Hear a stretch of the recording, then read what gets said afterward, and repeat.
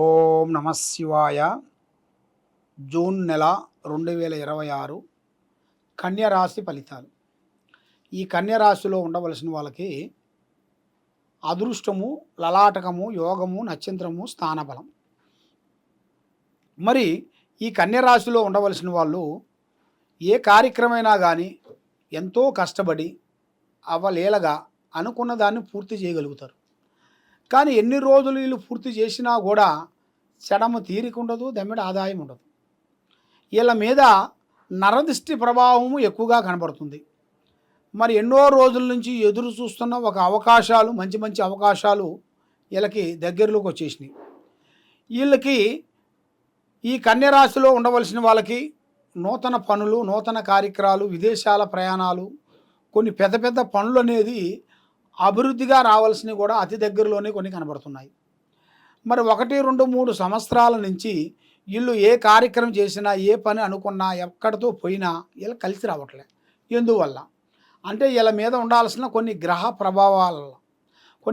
ప్రభావాల వల్ల వీళ్ళ మైండు, మనసు, ఆలోచన, త్రికార శుద్ధి ఒక రకంగా ఉండదు. 10 నిమిషాలు బాగుంటారు, 15 నిమిషాల్లో మారిపోతుంటారు.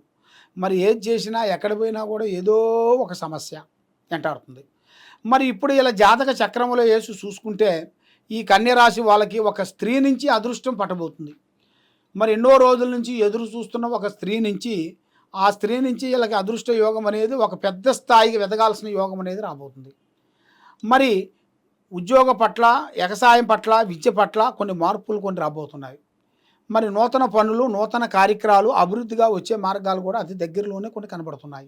మరి ఇప్పుడు ఇలా జాతక యోగంలో చూసుకుంటే శని దశ ప్రారంభమై వీళ్ళకి ఎదురవుతుంది. దానివల్ల వీళ్ళకి శని విశేషంలో వచ్చేసి మైండు, మనసు, ఆలోచన కరెక్ట్గా లేదు. ఏ పని చేసినా కూడా అది చేతికాడికి వస్తుంది, నోటికి అందుకోకుండా పోతుంది. ఎవరు నమ్ముతామో వాళ్ళే మనల్ని మోసం చేస్తుంటారు. నమ్మక ద్రోహం. ఆ నమ్మక ద్రోహం వలన మైండు, మనస్సు, ఆలోచన, త్రికార శుద్ధి అనేది భంగమైపోతుంటుంది. మరి ఏది చేసినా కూడా వాళ్ళకి కలిసి రావదు.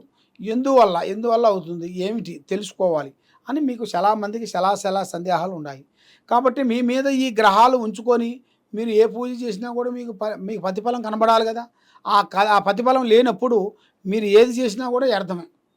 కాబట్టి ఈ రాశిలో ఉండవలసిన వాళ్ళకి, ఈ కన్యరాశి వాళ్ళకి ఈ నెల నుంచి వీళ్ళకి మంచి అదృష్ట యోగం రాబోతుంది.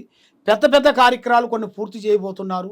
మనస్సు కూడా ఒక అందునుగా లేని దానివల్ల మానసికమైన ఒత్తిళ్లు కొన్ని ఎక్కువగా కనబడుతున్నాయి.